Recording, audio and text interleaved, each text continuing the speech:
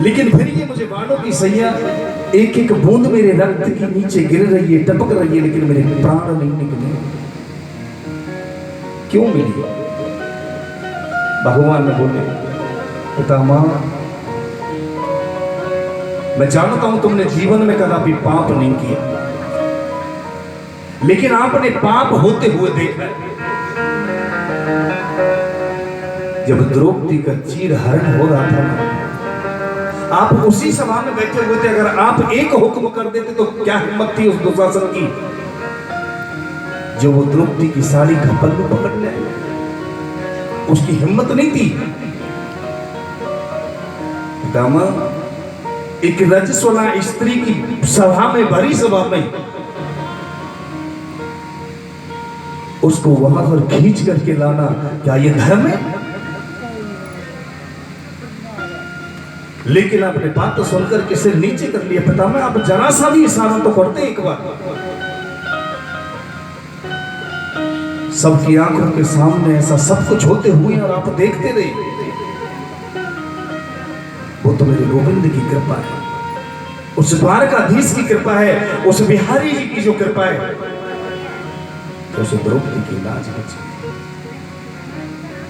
आप जैसा धुरंधर, विद्वान, वीर, पराक्रमी संत सब देखते रहा। आज कहते हो कि आंखों के सामने पाप होते देखना महापाप ना।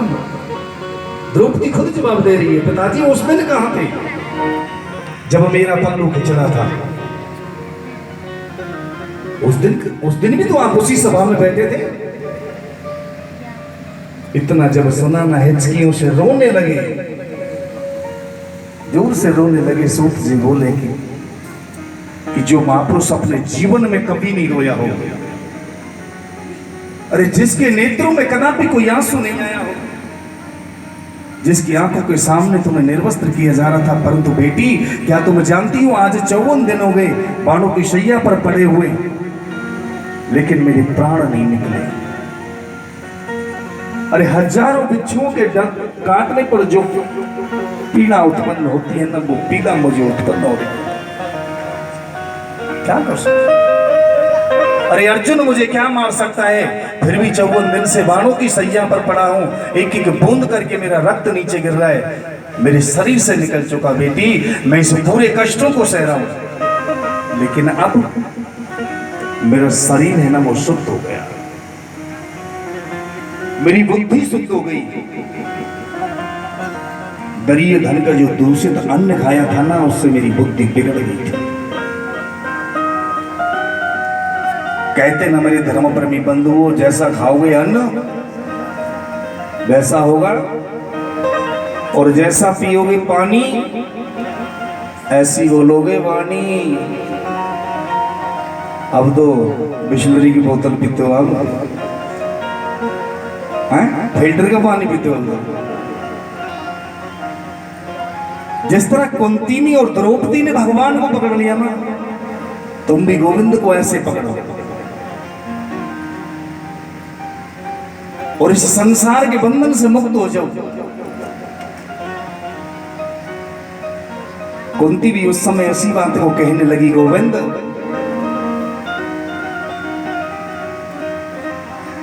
तुम्हारे जैसा प्रिय और कौन हो सकता है? भरी सभा में तुमने मेरी इज्जत, मेरी लाज रखी गोपाल,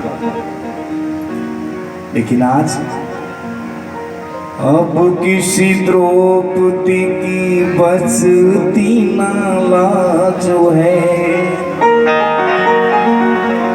अब कोई द्रौपदी की लाज नहीं बचती,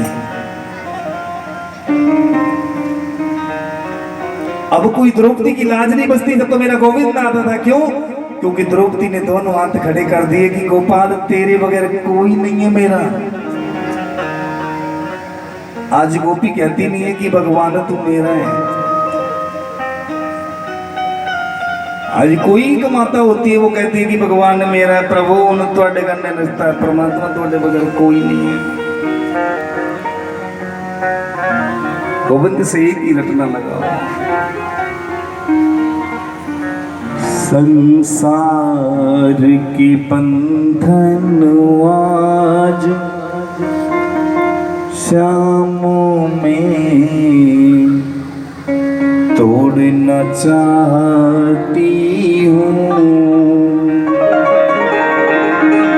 संसार के बंधनों से जब छूट जाएगा। द्रौपदी कहती रही थी ना कि मेरे 5 पति हैं, किसी की मजाल है जो मेरी दुपट्टा खींच जाए, कोई मेरे साड़ी के पल्लू को खींच दे। बंधन में बंधी है मोह माया, वो सोच रही है 5 पति हैं। अरे पितामह वहां पर विराजमान है, कौन बोल सकता है। फिर स्वयं अपनी रक्षा करने लगी कि मैं तो हूं, अभी कौन बचाएगा। लेकिन जब सब कुछ हार गई ना, तो द्रौपदी ने हाथ खड़े कर दिए, गोविंद संसार की बंधन आज शाम में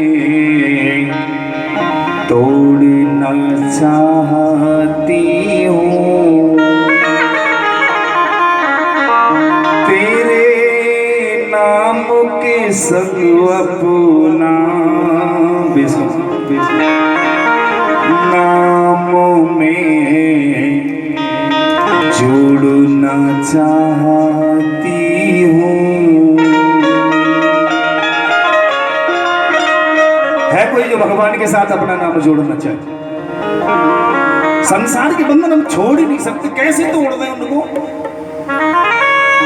तोड़ना तो पड़ेगा। अगर आप नहीं तोड़ना चाहोगे ना, वो फिर भी टूट जाएगा। टूटेगा ना। अमर फल तो नहीं खाया किसी ने, अमर कथा जरूर आप श्रवण कर रहे हो, लेकिन अमर फल तो नहीं मिला।